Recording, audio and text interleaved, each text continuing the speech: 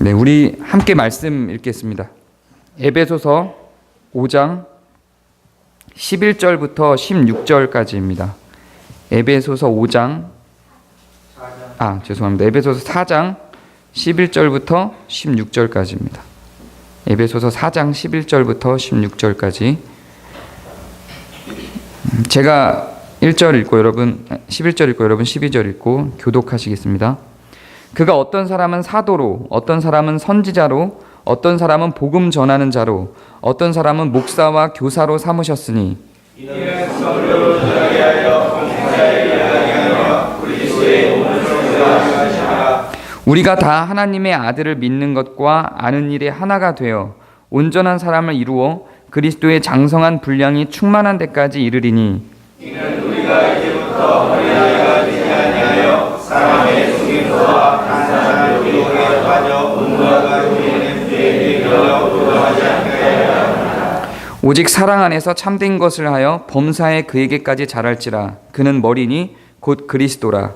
그에게서 온몸이 각 마디를 통하여 도움을 받음으로 연결되고 결합되어 각 지체의 분량대로 역사하여 그 몸을 자라게 하며 사랑 안에서 스스로 세우느니라. 아멘. 원래 이 본문은 교회론의 가장 핵심적인 내용을 요약해 놓은 본문입니다. 작년도 그리고 올해 두 해에 걸쳐서 제가 주제 본문으로 요 말씀을 삼았습니다. 아는 것과 믿는 것에 하나가 되는 더함공동체 교회로 그 주제를 삼고 가고 있습니다. 그런데 오늘은 이 본문이 실제로 갖고 있는 내용보다 이 본문을 근거로 교회 조직에 대한 이야기를 조금 하고자 합니다. 교회 조직에 대한 이야기를 좀 할 것이기 때문에 현재 교회들의 조직을 먼저 좀 언급을 해드리고자 합니다. 이 교회 조직도 결국은 신학적인 바탕으로 만들어집니다. 큰 두 개의 기류의 교회 조직이 있습니다. 감리교회를 중심으로 한 교회 조직이 있고요. 장로교회를 중심으로 한 교회 조직이 있습니다. 다른 교회 조직들은 거의 이 두 조직에서 파생된다고 보는 게 맞습니다.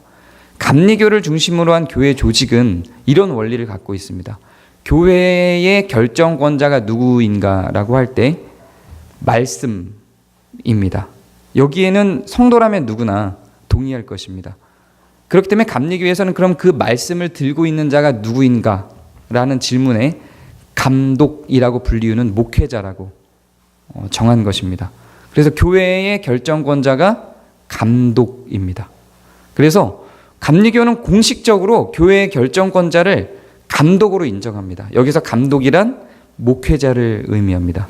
그래서 감리교 내에서는 목회자가 결정권을 갖고 결정하는 게 합법적입니다. 헌법에 기재된 권리입니다. 우리 지난 4월 저녁 기도회 때 감리교 그 헌법을 읽으면서 이 부분을 한번 저희가 살펴봤었죠. 그럼 장로교의 정치 제도는 어떻게 만들어진 것이냐? 출발은 같습니다. 교회의 결정권은 어디에 있는가? 사람에게 있는 것이 아니라 말씀에 있다라고 하는 것에는 그 출발에 있어서는 감리교의 교회론의 출발과 동일합니다.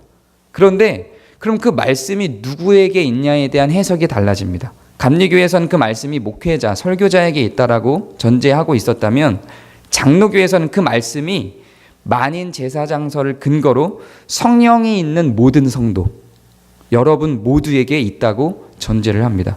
그렇기 때문에 장로교 헌법에서는 교회의 결정권은 교인에게 있다라고 전제를 하고 출발을 합니다.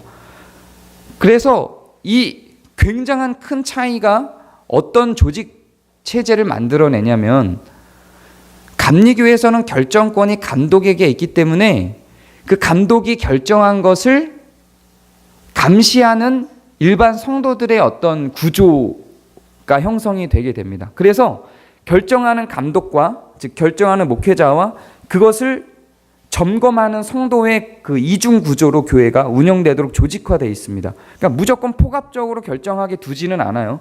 그것을 감시, 감독하는 일반 성도들의 구조를 갖고 있습니다. 그런데 지금 한국교회 감리교들은 이런 구조가 안 보이죠. 결정하는 구조만 있고 감시하는 구조는 없어 보이죠. 가르치지 않았기 때문에 그렇습니다. 감리교 정치 제도에도 감독의 결정을 감시하는 제도는 있습니다. 어쨌든지 간에 이 감시 제도는 사라진 듯해 보입니다. 현재 스코어. 그리고 장로교 제도는 원래 어떠냐면 결정을 목회자나 당회 장로들이 하는 게 아니라 회중이 합니다. 공동회라고 하는 것을 통해서 온 성도들이 모여서 결정을 합니다. 그런데 성도들이 모여서 결정을 하면 그것이 과연 성경적일까요? 성경은 성경적이라고 이야기를 합니다. 우리 모두 안에 있는 성령의 인도하심을 따라 우리는 대체로 한 결정을 갖게 될 거라고 전제를 하고 있는 겁니다. 이따가 우리가 오늘 우리가 읽은 본문에도 그와 비슷한 표현들이 있습니다. 서로 연결되어 한 결정으로 나아가게 됩니다. 공동회를 통해서. 그러나 늘 그렇지는 않죠. 다수결이 늘 옳지는 않겠죠. 그래서 잘못될 여지들을 만들어낼 수 있을 겁니다. 그래서 그것을 제재하기 위하여 당회라고 하는 것이 있습니다. 당회에는 목회자와 장로들로 구성되어 있고 말씀을 충분히 충실하게 배운 자들이라고 인정된 자들이 당회를 구성합니다. 그럼 당회의 역할은 결정을 하는 역할이 아니라 공동의회를 통해서 결정된 내용들을 감사하고 치리하는 역할을 합니다. 감리교 정치제도와 장로교 정치제도가 바뀌었죠? 반대죠. 감리교는 목회자가 결정을 하고 성도들이 감시하는 구조라면 장로교는 성도들이 결정을 하고 교인들이 결정을 하고 목회자와 장로들이 감시하고 감독하는 구조로 가게 되어 있는 겁니다. 이 차이, 정치체제의 차이를 이해하시겠죠? 그럼 저희는 어디에 있을까요? 저희는 어느 쪽에 가깝죠? 지금 중간이라고 말씀하시는 분들이 상당히 잘 보기는 한 거예요. 근데 이 둘의 중간은 아니에요. 저희는 둘 중에 하나에 굳이 가깝다라고 한다면 장로교 정치체제에 가까운 겁니다. 그런데 다른 점이 있다면 뭐죠? 성도들의 결정을 목회자나 장로가 감독하거나 감시하지 않습니다. 이 구조가 없죠. 그래서 이런 형태를 회중교회라고 합니다.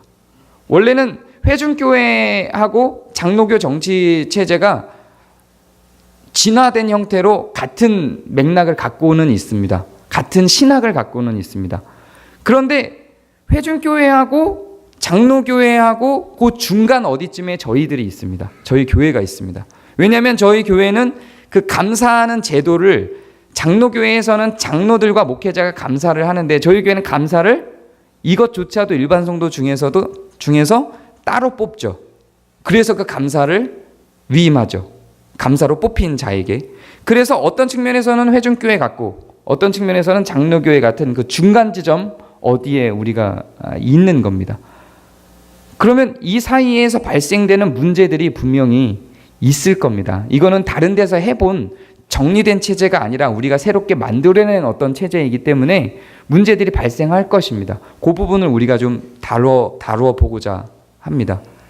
먼저 오늘 우리가 본 말씀을 보면 각 교회에는 각자의 맡은 역할이 있다고 이야기합니다.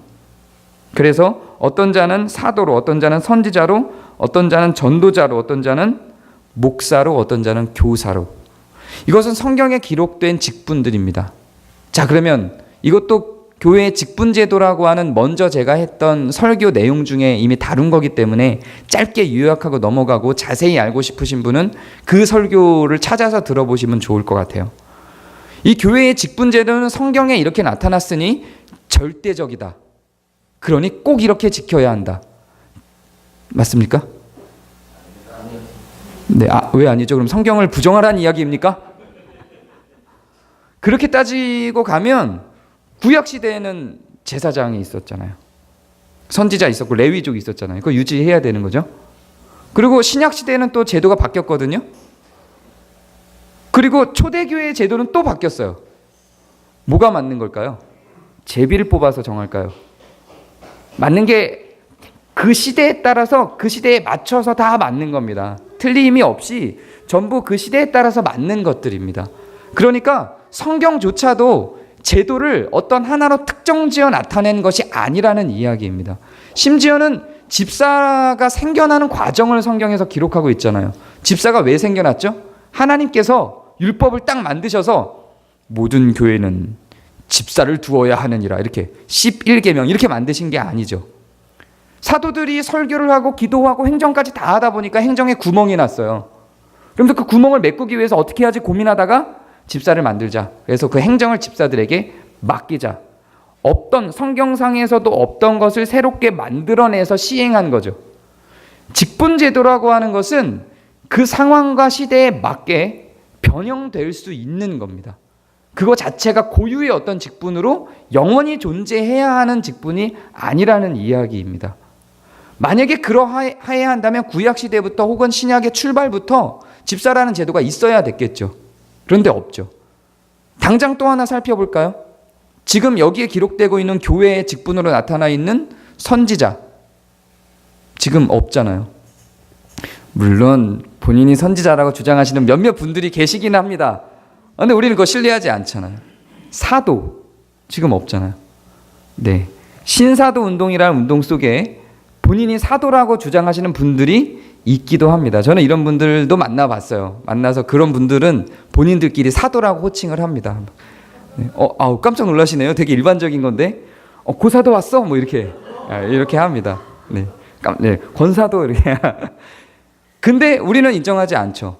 그 시대에 지금 있었던 직분으로서의 선지자나 사도가 지금은 없어졌고 의미가 없잖아요. 그래서 만약에 성경에 나타나 있던 직분들이 영원성을 갖고 있다면 지금도 유지되도록 하는 것이 맞고 그들이 이야기하는 것이 맞죠.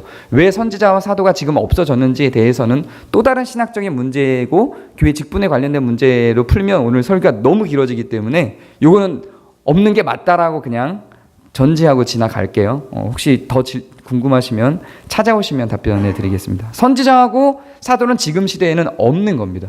이것만 봐도 벌써 여기서 나타나 있는 직분제도가 영원성을 갖고 있는 게 아니라는 것을 우리가 알 수 있죠. 자, 그럼 여기 또 하나 의문을 가질 만한 걸 하나 여러분에게 충격 폭탄을 하나 던져드리겠습니다. 여기에 목사라고 나와 있는 이 단어, 성경에 유일하게 나와 있는 목사라는 단어입니다. 자, 그런데 왜 지금 우리 시대에는 이 목사라고 하는 직업이 혹은 직위가 혹은 직분이 왜 이렇게 중요할까요? 하나밖에 안 나와 있는데. 그리고 그 하나마저도 사실은 오역입니다. 요거 원어를 보면 목자이지 목사가 아닙니다. 목사라는 직분은 성경에 존재하지 않습니다. 원래는 나는 선한 목자라. 예수님이 말씀하실 때 그 목자, 양치는 목자, 그 단어와 동일한 단어입니다. 그런데 다른 데는 다 목자라고 해놓고 여기만 목사라고 번역을 해놨습니다. 이해는 됩니다.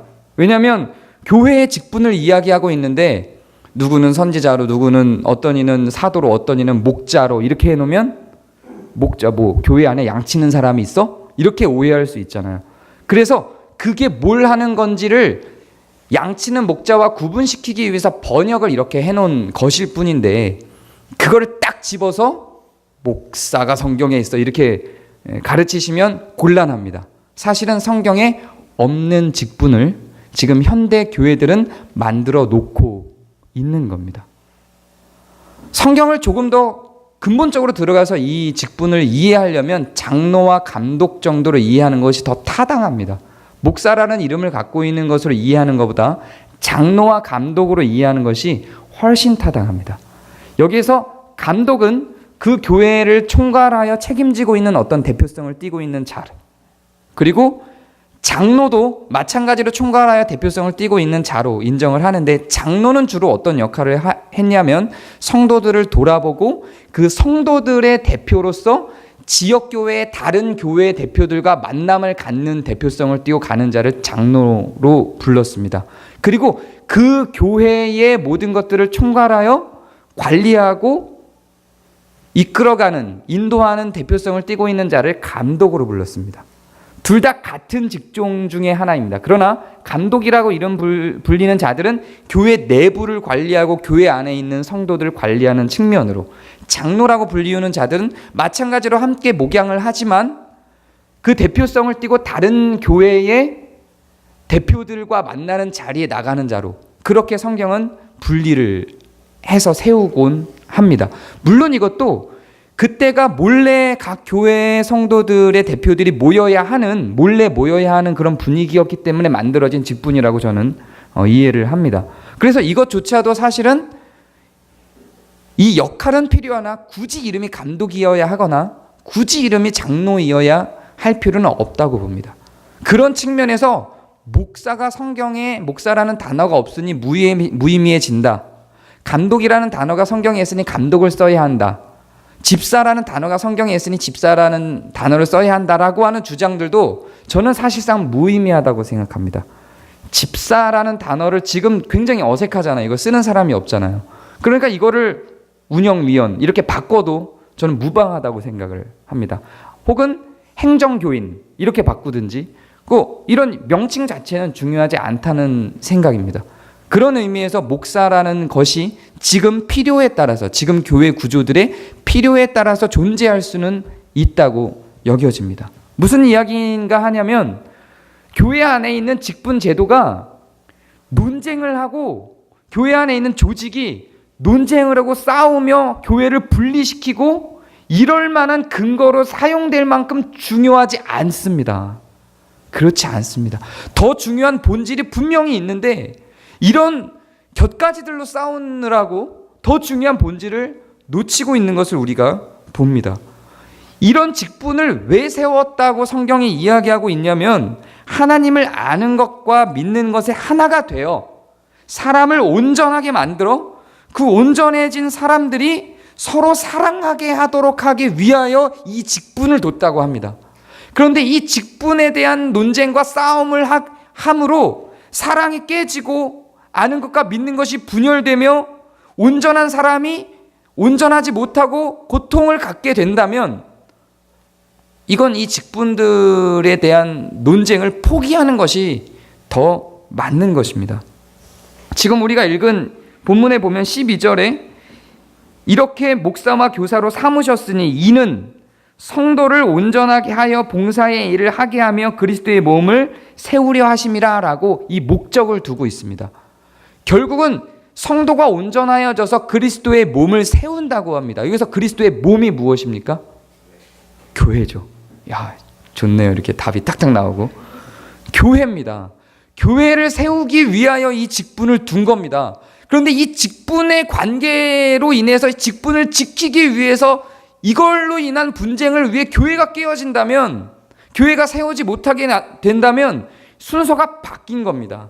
반대로 교회를 세우기 위하여 직분은 사라지거나 새로 생길 수 있는 겁니다. 그렇죠? 목적이 교회를 세우는 것에 있기 때문에 그렇습니다. 그리고 이 12절을 더 자세히 푼 것이 바로 13절부터 16절까지입니다. 그럼 어떻게 교회를 세우는가?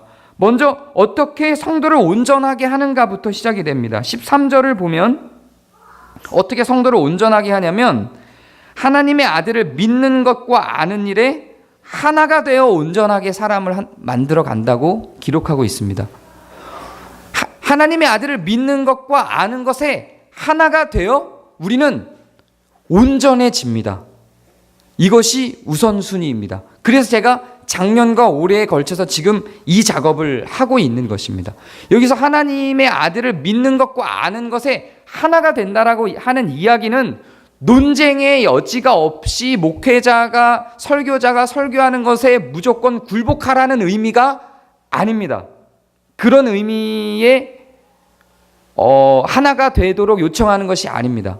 이것도 예전에 한번 제가 설교를 한 적이 있기 때문에 간단하게 요약하고 지나가면 베레아 사람들을 칭찬하는 성경의 내용이 나옵니다. 왜 칭찬하냐면 그 말씀이 그러한가 상고하여 봅니다. 그렇게 우리가 하나가 되어 말씀으로 서로 나눌 수 있는 것의 의미로서 그리스도를 중심으로 우리가 그를 믿고 그를 아는 것에 하나가 되는 것을 의미하는 것이지, 여기에서 뭐 어떤 율법 어떤 부분에 대해서 디테일한 뭐 삼위일체에 대한 다른 의견, 구원의 과정에 대한 다른 의견을 제시한다고 그것이 잘못됐다, 그것이 교회를 깨는 것이다 라는 측면을 이야기하는 게 아닙니다. 그리스도를 아는 것, 그리스도를 믿는 것에 하나가 된다라는 교회론적인 측면의 이야기이지 교리적인 측면의 이야기를 하고 있는 게 아닙니다. 이 본문은 뭘 의미하는지 그 다음 절을 살펴보면 알게 됩니다. 그 다음을 살펴보면 16절을 보면요, 그에게서 온몸이 각마디를 통하여 도움을 받음으로 이렇게 나옵니다. 교회는 그에게서, 그리스도에게서 나와서 온몸이 각마디를 통하여 도움을 받고 서로 연합하고 결합하는 공동체입니다. 이게 교회입니다. 이런 측면에서 그리스도 하나님의 아들을 아는 것과 믿는 것에 하나가 된다는 의미이지, 그 해석상의 의견 차이를 갖지 말라는 의미는 아닙니다. 다시 설명이 부족했어요. 죄송합니다. 여기에서 그리스도를 믿는 것과 아는 것이 하나가 되라는 이야기는 성경 해석상의 어떤 차이를 갖지 말라는 의미가 아니라, 이 교회라고 하는 공동체가 그리스도로부터 출발하고 그리스도를 머리 삼는다는 이야기를 하고 있는 것입니다. 다시 말해, 그리스도로부터 출발하지 않은 공동체는 교회 공동체가 아니라는 이야기예요. 같은 일을 한다고 할지라도. 이해가 되시나요? 예를 들면 나는 스님이에요. 근데 우리가 동일하게 불우이웃을 도와요. 장애우들을 도와요. 그럴 수 있습니다. 충분히 의로운 일이고 좋은 일이에요. 그러나 그건 교회는 아니라고요. 그런 의미에서 그리스도를 아는 것, 하나님의 아들을 아는 것에 하나가 되라고 하는 의미, 그 그리스도 자체를 의미하는 것이지, 그리스도에 대한 어떤 지식들의 차이에 대한 논쟁을 의미하는 것이 아니라는 이야기입니다. 제가 설명이 됐나요? 네, 죄송합니다. 감사합니다.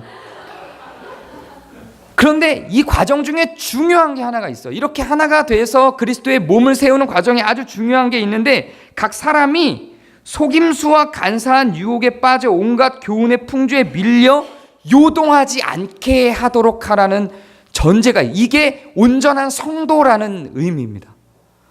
여러 주장들이 있을 수 있다는 걸 전제로 하는 거예요.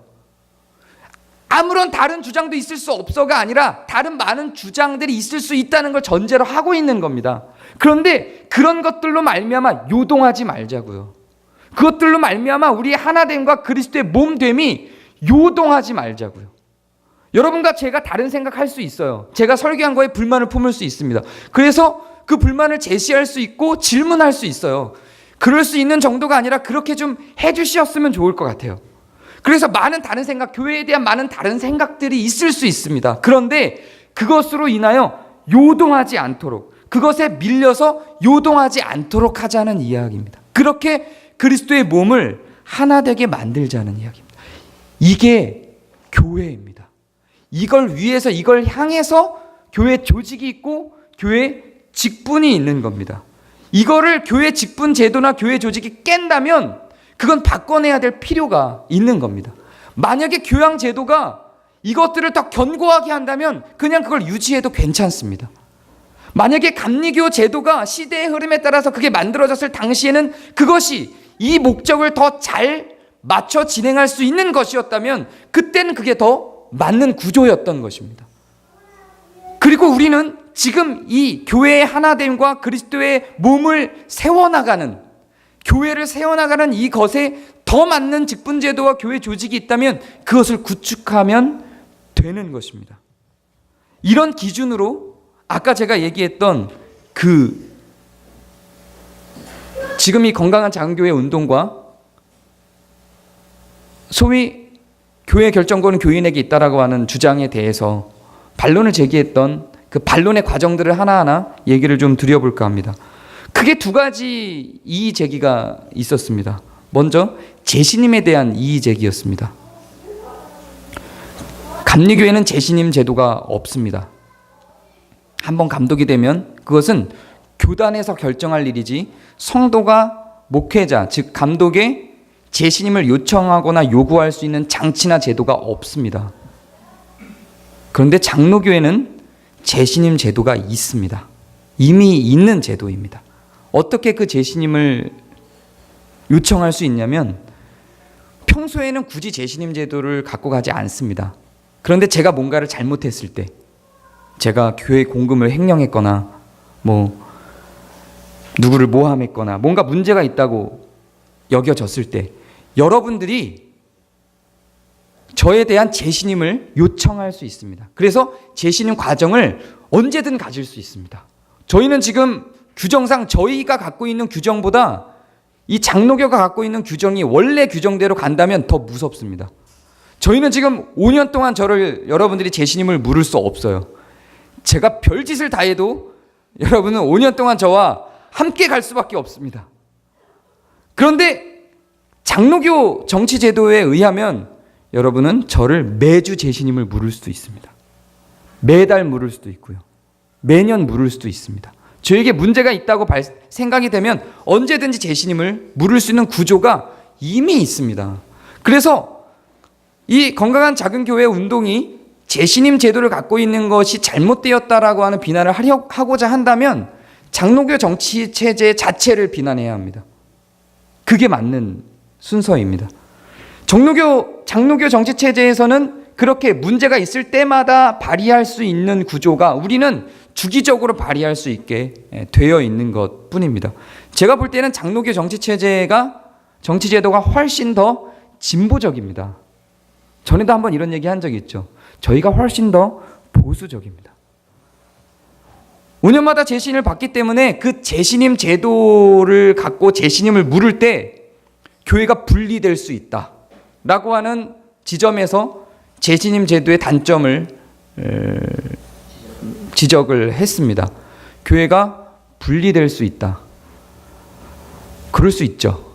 그런데 만약에 이런 거죠. 재신임이 제가 안 되면 제가 재신 되기를 바랬던 분들도 있을 거고 재신임이 안 되기를 바랬던 분들도 있을 거 아니에요. 그런데 만약에 제가 재신임이 안 됐어요. 그리고 나가서 어딘가에 개척을 했어요. 그럼 제가 재신임을 받기를 원했던 분들은 따라 나올 것이고 그러면 교회가 분리될 것이다라는 주장이죠. 저는 그 정도 되면 목회자가 재신임 받기 전에 사표를 써야 된다고 생각을 합니다. 어떻게 목회를 해요? 어떻게 그 상황에서 재신임을 받지 못할 정도인데 계속 목회를 진행할 수 있을까요? 과연? 네, 이렇게 질문을 했더니 이런 답변을 주셨습니다. 어떤 목회자는 재신임 투표율이 0%가 나왔는데도 불구하고 계속 진행하는 분들도 있더라. 네, 그럴 수도 있겠죠. 근데 저는 이 재신임을 통해서 교회가 분리될 정도면 그 교회는 이미 건강성을 상실한 교회고 분리되는 게 맞다고 생각합니다. 그럼 분리돼야 될 교회가 분리된 거라고 생각합니다. 교회를 분리시키고 와해시키는 것에 대한 두려움이 부패를 그대로 지니고 가는 것보다 훨씬 더 낫다고 생각합니다. 그리고 목회자에 대한 처우가 타 교회들보다 좋지 않기 때문에 이 재신임에 대한 부분에 있어서요. 목회자들이 오지 않는다. 재신임이 두려워서 목회자들이 건자견 교회로 오려고 들지 않는다. 실력 있는 목회자들이 오지 않는다. 네, 그래서 제가 올 수 있었잖아요.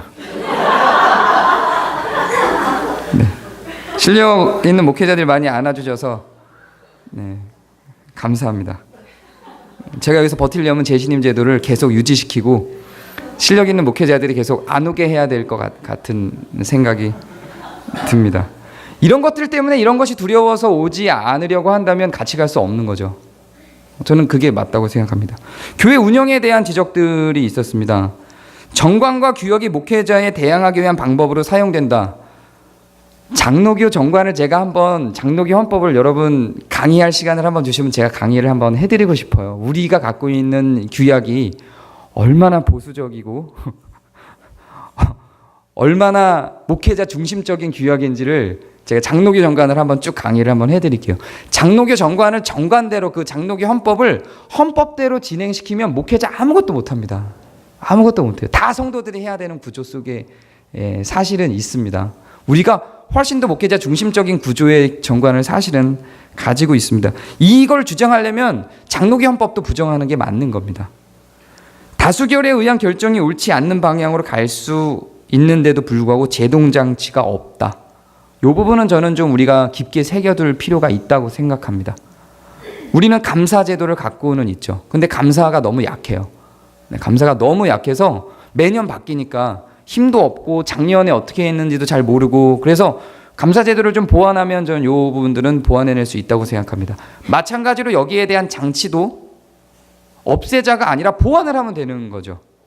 장로교회는 이미 여기에 대한 장치로서 당회라고 하는, 장로회라고 하는 것을 만들어 놓고 있습니다. 정체가 되며 통제가 되지 않는다. 정체가 된다. 교회가 정체가 된다. 전에 저녁 기도회 때 저하고 이 부분 같이 나누셨던 분들 기억할지 모르겠습니다. 저희가 가고 있는 길은 성장을 위한 길이 아닙니다. 정체가 될 수 있고 규모가 더 적어질 수도 있습니다. 건자기원 교회들은 실제로 규모가 점점 적어지고 있습니다. 네, 규모가 더 적어질 수도 있습니다. 바르고 옳기 때문에 가는 것이지 성장을 전제로 가고 있지 않습니다. 그리고 통제되지 않는다. 통제 안 되죠, 당연히. 통제되면 안 됩니다. 우리 통제되지 말자고 시작한 내용입니다. 목회자가 장기적인 계획을 갖고 진행시킬 수가 없다.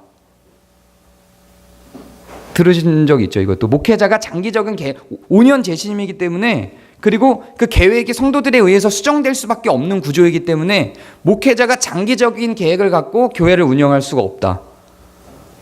이 주장의 오류를 한번 발견해 보시기 바랍니다. 오류가 있습니다. 그걸 왜 목회자가 교회에 장기적인 계획을 세워서 가죠? 여러분이 세우는 겁니다. 제발 좀 여러분이 세우는 겁니다. 저한테 자꾸 물어보시죠. 물어보셨었어요. 목회 비전이 뭐냐? 제가 늘 대답하죠. 그런 거 없다고. 네. 그건 우리가 공동체를 이루어서 나누고 세워나갈 문제지 제가 세워서 끌고 나갈 문제는 아닙니다. 혹시 제가 제안할 수는 있을 겁니다. 이런 비전들을 제안하고 여러분들이 동의해서 갈 수는 있겠죠. 지금 우리 교회의 비전과 핵심 가치도 이진우 목사님이 만드셨죠. 저는 여기 너무 동의하고 여러분도 다 동의해서 변형시키지 않고 그대로 가는 거잖아요. 그러면 되는 거죠. 혹시 제가 어떤 비전을 제안하고 제시해서 여러분이 동의했다고 가정하죠. 그리고 제가 제신임을 못 받고 쫓겨났다고 가정해 봐요. 그렇다고 그 비전이 없어지는 건 아니죠. 공유된 비전에 의해서 여러분이 그 비전을 그대로 갖고 갈 수 있는 거죠. 그건 공동체에다가 비전이 내려놔지는 거지, 그 비전이 목회자 한 명에게 제한되어 있는 구조로 가는 건 아니라는 겁니다. 또 성도들이 떠나게 되기 때문에 책임을 지지 않고 승복하지 않고 분열된다 라고 하는 지적이 있습니다. 이게 마지막 지적입니다. 민주적 운영에 의해서 다수결과 같은 구조로 가면 자꾸 이제 싸우고 의견이 다르면 내 의견대로 결정이 안 되면 떠나버린다는 거죠. 저도 이거 굉장히 가슴 아파요. 이런 걸 피할 수가 없는 걸 제가 온 뒤로도 우리 교회에서도 저는 경험을 했으니까요. 교회가 원하는 대로 흘러가지 않으면 그것 때문에 가슴이 아파서 떠나거나 상처를 입는 경우들이 발생합니다. 네, 저도 이걸 보완할 수 있다면 보완했으면 좋겠습니다. 그런데 보완할 수 있습니까? 장로교에서도 장로교 토대에서도 이건 보완할 수 없어요. 목회자에 반대하면 나가잖아요. 똑같습니다. 감리교에서도 마찬가지예요. 감독의 결정에 반대되면 나가야 되는 거잖아요. 목회자 한 사람의 결정에 반대해서 나가는 것보다 공동체 전체의 결정에 반대해서 나가는 건 똑같으나 후자가 더 건강한 나감이라고 생각합니다. 어떤 측면에서 바라봐도 이 모든 비판 자체는 목회자 중심적인 비판이고 교회 공동체 전체와 교회 그리스도의 몸, 교회를 세우는 기준에 있어서의 비판은 아니라고 생각합니다. 그럼에도 불구하고 우리는 건강한 작은 교회 운동이 벽에 부딪혔음을 부정할 수는 없다고 생각합니다.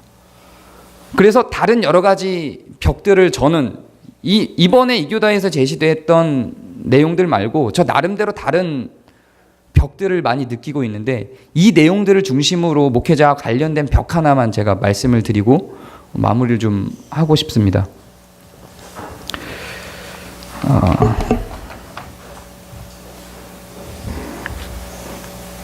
우리는 타락한 교회로부터 탈출을 해서 바른 교회를 만들자고 모였습니다. 그리스도가 없는 교회, 그리스도가 선포되지 않고 부자가 되는 방법, 강해지는 방법, 세상에서 살아남는 방법들이 선포되는 교회로부터 탈출해서 우리는 이곳으로 모였습니다. 여러분들이 어떤 목회자를 원하는지 설문조사한 내용이 있었죠. 제가 처음 왔을 때. 그 내용의 1위가 성경을 잘 아는 목회자, 설교를 잘하는 목회자였습니다. 그래서 거기에 충실하려고 많이 노력을 하고 있습니다. 성경이 아니라 세상에서 살아가는 법을 선포하는 세상의 여러 교회들의 강단으로부터 탈출해서 여러분이 이 자리에 모였죠. 이것이 지켜지면 다른 것들은 변해도 되는 거잖아요. 그렇죠? 그리고 머리 대신 그리스도의 몸인 교회가 아니라 목회자를 중보자로 목회자와 성도가 분리된 교회, 목회자와 성도가 하나 된 교회가 아니라 목회자와 성도가 분리된 교회, 그래서 목회자의 결정에 성도가 따라야 되는 구조의 교회로부터 우리는 도망을 왔죠. 그래서 우리는 어떤 것을 이룹니까? 다 함께 결정하는 교회, 다 함께 끌고 가는 교회를 이루고 있죠. 네. 이게 잘못되지 않았잖아요. 이게 맞죠? 그럼 굳이 이걸 포기할 어떤 단점이 있다고 이걸 포기할 필요는 없습니다. 서로 돕지 않고 개인만을 생각하며 대형화돼서 썬데이 크리스찬을 양산하는 교회로부터 탈출을 해서 공동체성을 가지고 그리스도의 몸으로서 지체로서 돌봐주는 교회들을 위해서 우리가 더불어 함께라는 가치를 갖고 모였죠. 포기할 이유가 없잖아요. 우리가 갖고 있는 가치들은, 우리가 갖고 있는 비전은 결코 포기할 필요가 없습니다. 다 진행시켜 나가야 될 내용들입니다. 그런데 문제가 무엇이냐? 이것을 실현하는 어떤 이 가치가 문제가 아니라, 이 가치는 버릴 게 없어요. 이 가치의 문제가 아니라 이 가치를 실행하는 과정 중에 어떤 문제가 저는 있다고 보여져요. 어떤 문제가 있냐면 기존 교회에서는 목회자가 모든 것들을 통제할 수 있습니다. 감리교는 목회자에게 결정권이 있기 때문에, 감독에게 결정권이 있기 때문에 당연히 통제할 수 있는 것이고요. 장로교 정치 구조에서는 어떻게 그게 통제가 가능하냐면, 통제라기보다 조율이 가능하냐면, 감리교에서는 통제가 맞는데 장로교에서는 조율입니다. 어떻게 그게 가능하냐면 공동의회 의장이 목사입니다. 공동의회 의장이 목사입니다. 재직회 의장이, 즉 직원의 의장이 목사입니다. 당회, 즉 장로회 의장이 목사입니다. 그래서 당회장이라고 하죠. 그리고 소위 운영위원회가 따로 있어요. 거기는 예배위원회, 이런 여러 가지 봉사위원회, 여러 위원회들이 있고 그 위원회 위원장이 목사입니다. 그런데 각 위원장, 각 의장들은 투표권이나 결정권이 없습니다. 목회자에게, 저에게 오히려 투표권이 있어요. 운영위에서. 근데 장로교 정치에서는 원래 목회자에게 투표권이나 결정권이 없습니다. 각 의장으로 존재해서 그 안에서 성도들이 투표해서 결정한 내용들을 취합해서 조율하는 역할을 목회자가 합니다. 그래서 조율이 됩니다. 목회자는 중립을 지키면서 각 결정들을 조율해내서 각 위원회들과 각 회들을 조율하기 때문에 서로 조율이 됩니다. 근데 우리는 지금 제가 오히려 투표권은 갖고 있지만 조율할 수 있는 구조는 없습니다. 이를테면 운영위에서 결정한 것과 교육부의 내용 사이를 조율할 수 있는 권한이 저에게 없습니다. 그렇죠? 그런 위치가 아니죠, 제가. 운영위에서 결정한 것과 목협이 사이를 조율할 수 있는 권한이 저에게 없습니다.